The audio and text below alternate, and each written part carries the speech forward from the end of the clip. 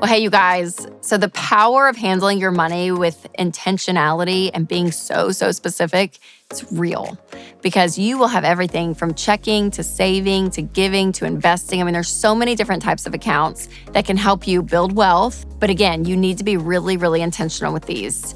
But when it comes to saving, it's really important to be strategic and specific. So today I want to talk through a couple of things that you need to know when it comes to sinking funds versus an emergency fund. And if you have no clue what either of those are, that's okay. You're in the right place.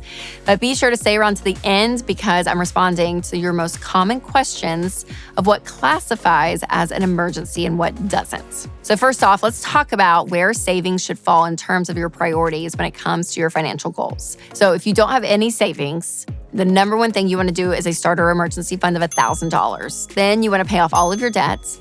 And then you're going to bump up that starter emergency fund to 3 to 6 months of expenses. And you want to do those things in that order. And next, let's go over where we should keep that emergency fund. So when it comes to having 3 to 6 months of expenses or even $1,000, I recommend a high yield savings account. This is one of the best places that you can put your money in because you can get to it when you need it. It's not like a checking account, so you can't just keep taking money out. But keeping it in there, and there's a high rate of interest that you're going to be earning compared to a traditional savings account. But once you shift all of your cash over to an emergency fund, then your savings doesn't necessarily stop because you have goals that you want to prioritize. And this could be long-term goals like investing in retirement or saving for your kids' college. But again, you're going to have other things that you want to save for, smaller, more specific goals like maybe a home renovation or a family vacation or cash flow Christmas coming up. And so what those funds are called are sinking funds. So a sinking fund is just a savings fund for a specific need that you have in the near future. So instead of channeling all of your extra margin into one big savings goal, like an emergency fund, sinking funds allow you to tuck away smaller amounts of money to say, okay, yeah, when that time comes for that vacation or Christmas, I have the right amount of money for what I need. So again, this is anything from routine car repairs that come around every year to maybe an anniversary gift, whatever it is, whatever's out on the horizon, a sinking fund is a great way to prepare for something slowly and making sure you have the money. And you also have options when it comes to the number of sinking funds that you have. So I know people that have different ones for every single thing that they're saving up for. All these different kinds of accounts that are not emergency funds, but all these other accounts. And I don't know, that sounds a little stressful to me personally, but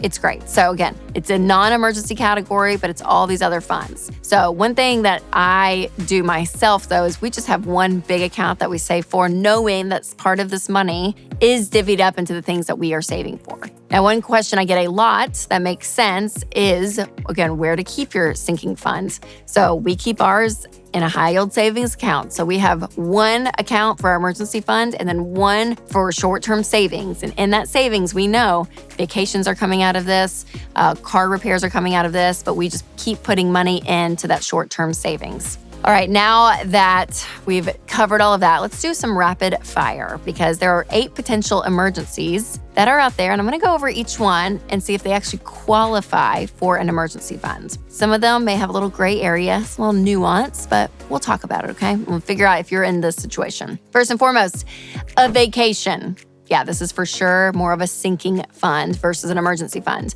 You know it's coming, you plan for it, you save up for it. Next, new tires.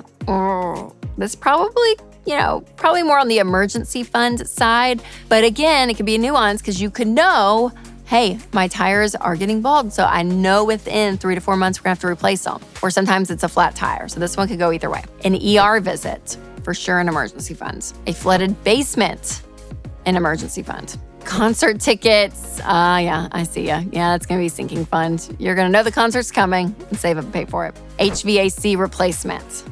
Okay, again, this is one. Did you see it coming? Did you know, yeah, we're probably gonna need to change some filters out or do some stuff to it coming up? Or was it a fluke and it just died on you? So again, if it's urgent, it's gonna be probably more of that emergency fund. But if you know it's coming, sinking fund. Roof repair.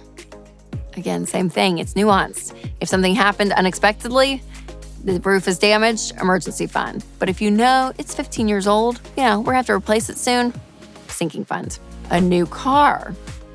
So the question is, are you replacing a car that you've driven for 10 years Or were you in a sudden accident? Again, that urgency leans more emergency funds. Planning and knowing it's coming, definitely a sinking fund. Plane tickets.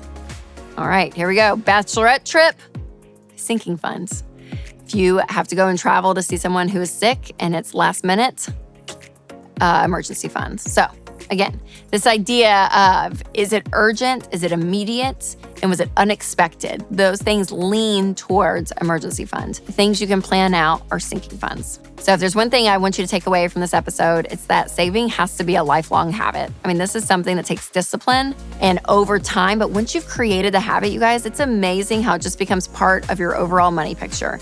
It's something you don't even question anymore. It's just what you do. So if you're curious about creative ways to save, make sure to check out the link below. And if you're ready to start your first sinking fund, go to everydollar.com and start your budget today, because within every dollar, you can put sinking funds in there and plan them out, and it's fabulous. All right, you guys, as always, remember to take control of your money and create a life you love.